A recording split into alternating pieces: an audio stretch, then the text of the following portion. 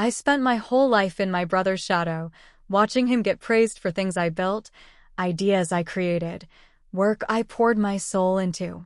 Everyone called him a genius. No one ever asked where his brilliance came from. Until I exposed the truth. This is the story of how I went from being the quiet, weird sister to the woman who brought down a tech mogul using nothing but proof, patience, and a patent he didn't know existed. He thought he could steal my future. He didn't know I kept the receipts. My name's Lena. I'm 28 years old, and for most of my life, I was invisible. Not in a tragic, melodramatic way, just overlooked. I was the quiet one. The weird sibling who took apart old radios in the garage instead of playing tag or posting selfies. While other girls painted their nails, I learned Python. While my classmates went to parties, I was soldering microchips and building bots that could fetch me snacks from the kitchen. But I wasn't unhappy. At least, not until I started realizing that being smart wasn't enough when you shared a last name with someone like Eli. Eli, my older brother, is 4 years ahead of me in every way. He was the golden child, the one who got the laughs at the dinner table, the praise from teachers, the pride from our parents. He could charm his way into or out of anything. Where I was deliberate and introverted, he was magnetic and fast-talking. The kind of person people listened to even when he had nothing to say. And maybe that's what started it. The way everyone looked at him like he could do no wrong, while I had to prove myself over and over just to be taken seriously. In school, when I won a regional robotics competition, my parents said, "That's great, sweetie," and then launched into a story about how Eli once convinced his college dean to let him graduate early. When I got a summer internship at a top-tier tech lab, they barely mentioned it, but framed a photo of Eli giving a speech at his startup's launch event, even though it fizzled 6 months later. I didn't hate him, not then, but I envied him in a way I couldn't even admit to myself. I thought maybe if I worked harder, got smarter, pushed myself far enough, someone would notice me too. That's how I ended up building Heron, a home-evolving responsive observation network. It was supposed to be a side project, something personal. A machine learning security AI that could predict behavioral anomalies, identify intrusion patterns, and respond in real time. I'd never seen anything like it in the market. Lightweight, adaptive, scalable. I didn't think I was creating the next big thing. I just wanted to make something that worked. Something mine. When I told Eli about it, he was fascinated.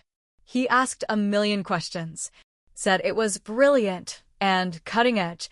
I remember how my heart swelled when he said, "You really built this on your own?" I thought, for a moment, that he was proud of me. He even offered to help me polish the pitch deck. "Just in case you want to present it someday," he said. He never mentioned it again after that. And I was too used to being ignored to ask why. It wasn't until 6 months later, sitting in my studio apartment, scrolling through my phone, that I saw the video. Eli, standing on a stage, confident, grinning. "Introducing Sentra AI," he said, "a revolutionary system that will redefine how we think about home security." He held up a familiar-looking interface. Too familiar. I sat frozen, mouth open, unable to breathe. He hadn't even changed the core layout. He didn't just steal my idea. He stole me.at first. I thought maybe I was wrong. I replayed the video, scanned the screenshots, listened to every word of his speech. Maybe he'd credit me at the end. Maybe it was just inspired by my work.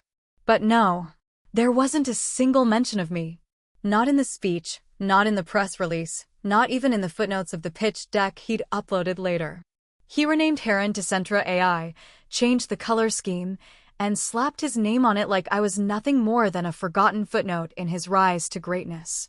The worst part? Everyone ate it up. TechCrunch called him the Elon of ethical surveillance.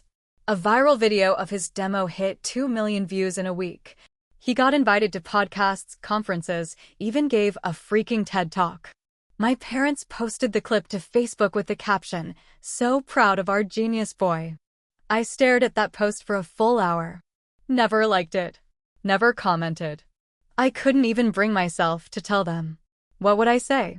Hey, remember that thing Eli's getting famous for? I built it. He stole it from me. They'd never believe it. Growing up, Eli could have burned the house down and they'd have said, well, Lena probably left the stove on. It wasn't just my parents. Friends I hadn't spoken to in years messaged me like I was somehow adjacent to his genius. You must be so proud of your brother. Crazy talent must run in the family. I wanted to scream, to punch a wall, to make someone listen. But I didn't. Instead, I pulled up my backup drive. The one he didn't know about. There it all was. Code commits from 6 months before he even knew what heron was. Design prototypes. Flowcharts. A hand-drawn sketch on a napkin dated and photographed from a year earlier. And the cherry on top?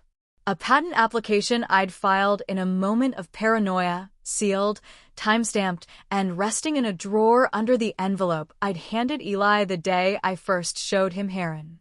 Inside that envelope? A printed proposal and a 1-page NDA. He never signed it. Never even commented on it. That was his fatal mistake. I didn't cry. I didn't scream. I just sat there, staring at all the proof, and felt the quiet calm of clarity settle over me. He stole my work, my voice, my future. But he didn't cover his tracks. And I wasn't going to play the bitter little sister screaming for scraps of attention. I was going to take everything back. Legally, methodically, quietly. Starting with the 6 calls I made the night of his big tech mogul New Year's party. While he toasted champagne and bathed in applause, I was already in motion. The first call was to a lawyer I'd met through a Women in Tech meetup. Sharp, discreet, and more importantly, experienced in IP litigation. I laid out the situation, sent over the evidence, and waited. The next morning, she replied with a single sentence. You have a case and a strong one. What followed wasn't dramatic. No big confrontation, no explosive arguments. Just silence and paperwork. My lawyer filed an injunction. Quietly. Strategically. We knew the press would come eventually, but the goal was to catch him off guard first, hit him where it hurt, legally, financially, and professionally. While she handled the legal firepower, I reached out to a journalist I trusted, someone who'd written about women in tech being erased, discredited, or sidelined. I didn't give her the story yet. Just a breadcrumb. A whisper. Then I waited. Meanwhile, Eli's star only kept rising. He landed another round of funding, $3 million from a major VC firm. He was prepping for international expansion. His TED Talk hit the front page of Reddit. And our parents? They hosted a dinner in his honor. Can you believe our boy? My mom said on the phone, voice brimming with awe. I always knew he was special. I bit my tongue so hard it bled. She never said that about me. Not once. That dinner was also the last time I saw him face to face before everything unraveled. He greeted me with his usual grin, pulled me into a one-armed hug. Still playing with wires, Lena, he joked, sipping his drink. You know, you should come work for me. I could use someone with your skill set. I smiled. I'll think about it. He had no idea what was coming. Just before midnight, I slipped away and stood outside under the stars. The sound of music and laughter floated through the window. For once, I didn't feel small. Because I wasn't waiting for someone to recognize me anymore. I was reclaiming myself. By March, things began to crack. The injunction was served. Quietly, through legal channels. Within 2 weeks, several key investors withdrew from Centra AI, citing unresolved intellectual property disputes. By April, the journalist I'd tipped off ran a piece titled, The Real Mind Behind Centra AI? Meet the Woman Erased from Her Own Invention. It went viral. The lawsuit details weren't public yet, but the damage was done. Eli tried to deny it. Released a statement calling it a misunderstanding. But he couldn't answer one simple question. Why did the code timestamps predate his involvement? Then the big blow hit. TED pulled his talk. Not just from YouTube, but from their website, Their promotional emails, everything. Gone. Like it never happened. He called me that night. I didn't pick up. He texted, "We need to talk. Please." I turned off my phone and got back to work. Because while he was watching the world fall in on him, I was preparing to launch something better. I named it Heronex. It wasn't just a revenge project. It was everything I originally dreamed Heron could be: cleaner architecture, tighter algorithms, and, most importantly, ethical. No hidden data mining. No selling user behavior patterns to ad firms. Just an adaptive AI that learned its users' patterns to protect, not exploit. And I made it open source. I didn't need billions in funding. I needed freedom. Transparency. A way to put the power back in the hands of builders and thinkers like me, the ones who got pushed aside while the Elis of the world took bows for things they didn't understand. Within a week of launching the GitHub page and a single quiet post in a cybersecurity forum, I had over 10,000 stars. Comments poured in. Engineers, developers, students, and home security startups, people I didn't know but who understood. They read the documentation, saw the structure, recognized the original DNA behind Centra AI. A few reached out privately. One said, "I knew Centra felt off. This is the real deal." I didn't publicize my lawsuit. I didn't name Eli. I didn't have to. My work spoke for itself. But Eli? He was unraveling. His company started hemorrhaging clients. Once the TED Talk disappeared, the doubts crept in. Without the validation, the narrative cracked. Then one of his own engineers leaked an internal memo admitting they had sourced inspiration from an unnamed early-stage developer. That didn't help. Then came the press release from my lawyer. Original creator reclaims stolen AI. Independent developer wins IP dispute. Short, factual, and impossible to ignore. Suddenly, Eli wasn't the misunderstood innovator. He was the fraud, the thief, the face of everything broken in tech culture. I never expected what came next. My parents called. I almost didn't answer. My mom's voice was trembling. "We just got a letter from Eli's landlord. He's being evicted." I said nothing. "Lena, we didn't know. We thought," her voice cracked. "He told us it was a smear campaign." I wanted to scream. "You believed him like you always did. You didn't even ask me what happened. You never asked." But instead I just said, "I warned him not to cross me." He didn't listen. There was a long pause. Then she said, "Was it really your invention all along?" And I replied, "Yes. Every line of it." That silence? That pause on the other end? That was the sound of 40 years of family narratives starting to crumble. For the first time, I wasn't the weird little sister in the garage. I was the one who had built something real. And now the world knew it. The funny thing about revenge is that it never feels the way you think it will. I thought I'd feel triumphant, vindicated, maybe even euphoric. But instead, when the cease and desist went public, when Eli's company officially dissolved, and when I saw his photo trending with the headline "Tech Prodigy" or "Plagiarist," I didn't smile. I just exhaled. It felt like unclenching a fist I didn't realize I'd been making for years. The media frenzy didn't last long. The public moved on to the next scandal. But behind the scenes, Eli was crumbling. His investors sued him for fraud. The VC firm he'd once bragged about had their lawyers dismantle him piece by piece. No one wanted to be associated with the guy who stole from his own sister. And still, he never apologized. Not once. Not when his bank accounts were frozen. Not when he moved back into mom and dad's basement. Not when I got the email from MIT inviting me to give a keynote on female innovation in AI ethics, a slot they had originally offered him, back when they thought he was the genius. He watched it online. I know because someone forwarded me a screenshot of him tweeting, "Even when she wins, she plays victim." Unreal. That tweet got ratioed into oblivion. I never responded. Instead, I got to work building Heronex into something bigger. A foundation. I brought in other women in tech who'd been erased, dismissed, talked over. We built resources, mentorships, hackathons. And the open source community? It exploded. One night, I got a package. No return address. Inside was a flash drive. No note. Just one file. Centra_backup_v1.3. I scanned it. No malware. Just a full directory dump. It was my code. My old interface. My naming conventions. Even my Easter eggs, the ones I buried for myself, like a little hello world text string that Heron whispered during install. It was like staring into a distorted mirror. He'd copied everything. Even the bugs. I don't know if Eli sent it. Maybe it was someone on his dev team. Maybe it was guilt. Or pity. Or a quiet, cowardly confession. But I didn't need it, because at that point, it was already over. Heron X had surpassed what Centra ever pretended to be.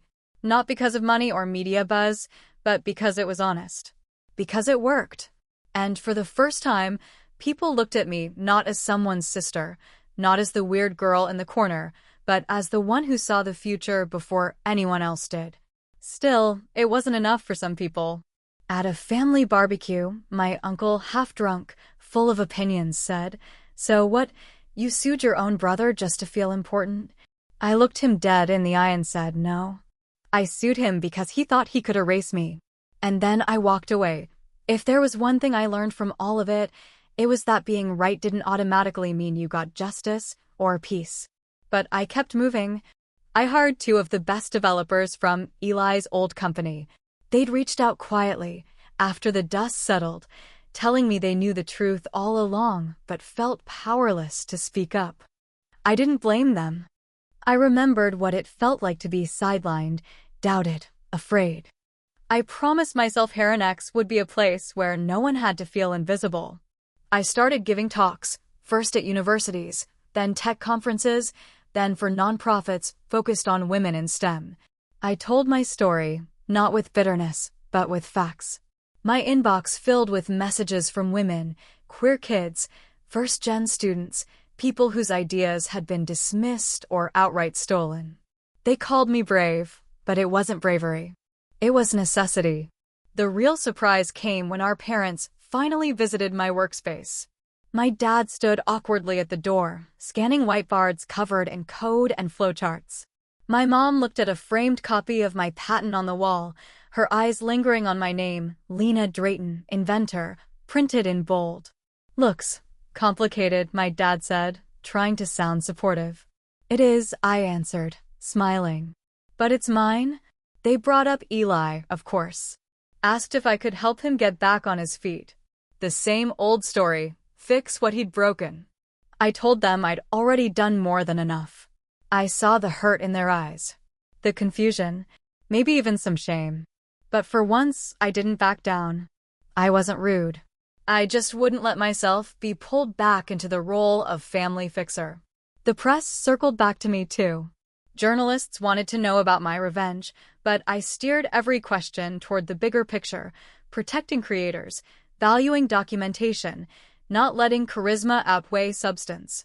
My TED invitation came in June. Topic: When Family Becomes the Thief, Reclaiming Your Work, Your Worth, and Your Voice. That night, as I practiced my speech, I realized the rage had burned out. What remained was something stronger, calmer. A sense of ownership. Of knowing I'd stood up for myself, not just against Eli, but against everyone who'd ever tried to box me in or talk over me. Heron X became more than just software. It became a signal to everyone watching that you can fight back, and you can win if you have the receipts and the nerve to use them. And the best part? The people who once looked right through me were finally, quietly listening. When I stepped onto the TED stage, the spotlights were so bright I could barely see the audience. But I felt them, thousands in the seats, tens of thousands online. People who wanted to believe the world rewards merit, not just confidence and connections. People who'd been told, just be happy for him, when their own work was stolen. I started my talk with the truth. My name is Lena Drayton. For years, I built in the shadows. Not because I lacked ideas, but because I was always told there was someone better to listen to, usually standing right next to me. I told them about Heron, about what it felt like to be erased in public and doubted in private. About the ache of realizing your own family would rather celebrate a lie than see your truth.